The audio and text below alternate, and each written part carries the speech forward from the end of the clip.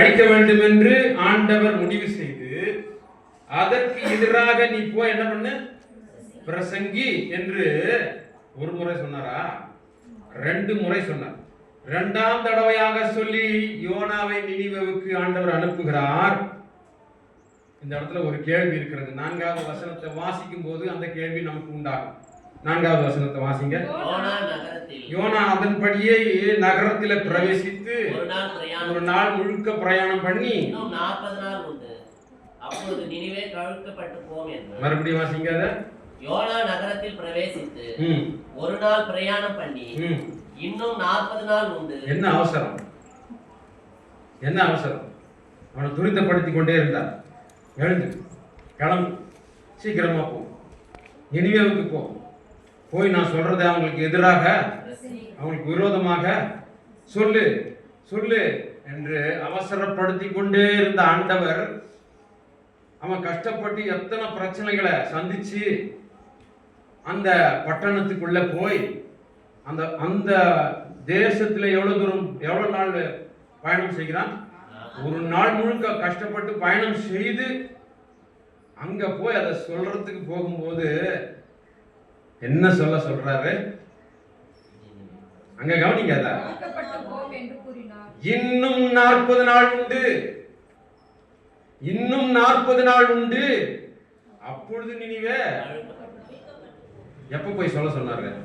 இன்னைக்கே போய் சொல்லுன்னு சொன்னாரு. என்ன ஆகும்? இந்த நினிவே பட்டணம் கவிழ்க்கப்பட்டு போகும்னு சொல்லுன்னு சொன்னாரு. ஆனா இன்னைக்கு நடக்காது. இன்னும் 40 நாளுக்கு அப்புறமா தான் அது நடக்கும். ஆனா நீ இப்ப போய் சொல்லு, சீக்கிரமா போய் சொல்லு அப்படின்னு சொல்லி துரிதப்படுத்துறார். ஆனா அவகாசம் கொடுக்கிறார்.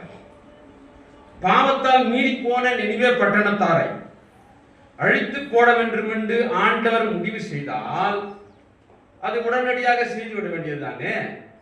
ஆமாவா இல்லையா? இவங்கெல்லாம் இனி விட்டு வைக்கிறதுக்கு எந்த வாய்ப்பும் இல்லை. இப்படியே மிஞ்சி போயிட்டாங்க இவங்க. இனியும் விட்டு வச்சா எல்லாமே நிலைமை கைமீறி போகும் என்று சொல்லி உடனடியாக இவங்களை என்ன பண்ணணும்? ஒழிக்கணும்னு சொல்லி தன்னுடைய வேலைக்காரனை அனுப்புகிறார். ஆனா என்ன சொல்லி சொல்லி அனுப்புகிறார்?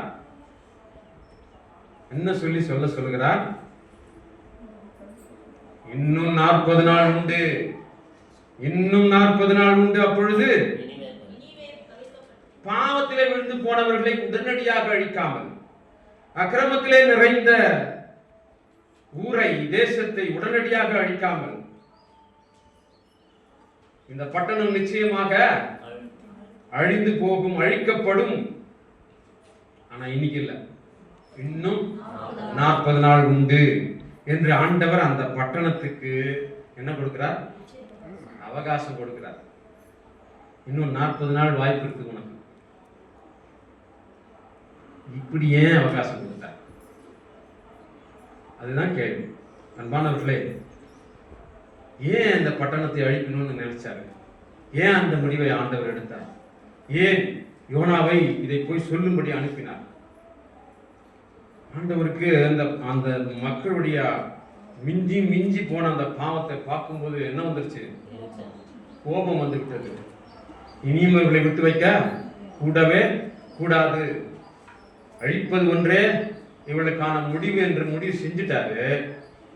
ஆனாலும் அந்த கோபத்திலும் ஏதோ ஒன்று ஒளிஞ்சிருக்குது பின்னாடி. என்னது? ஆண்டவருடைய அளவிட முடியாத உருக்கமுள்ள இரக்கமும் அன்பு. ஆண்டவரது அன்பு தண்டனைக்கு ஏதுவான நிலைமையிலும் கூட தண்டனைக்குரியவர்களை எப்படி பார்க்குது? உருக்கத்தோட பார்க்குது.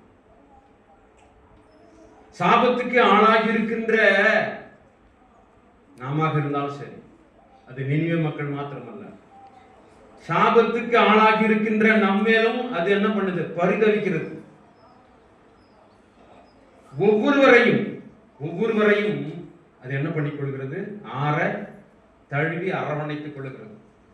தகப்பனை நோக்கி தேடி வந்த மகனை அப்பா என்ன செஞ்சாரு? பண்ணி நாத்து அடிக்கிறதுக்கு மேல அப்படி உன்னை பார்க்கறதுக்கே அடையாளமும் தெரியாத கடுப்பாய் போயிருக்கிற. பண்ணியும் நீயும் ஒன்னா இருக்கிறீங்க, எதுக்கு நீ தூர நீ போய் குளிச்சுட்டு வா முதல்ல அப்படி சொல்லி விட்டாரா? எப்படி இருந்தாலும் பரவாயில்ல, நீ யாரு?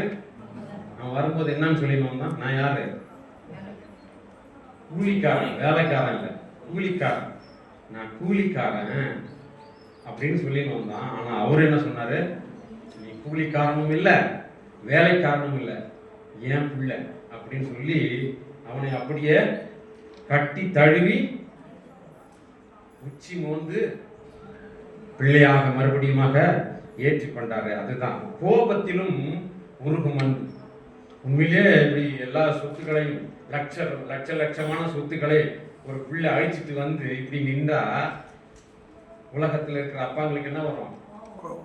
இங்க எங்கடா வந்த? என் முகத்திலேயே முடிக்காது. நான் எவ்வளவு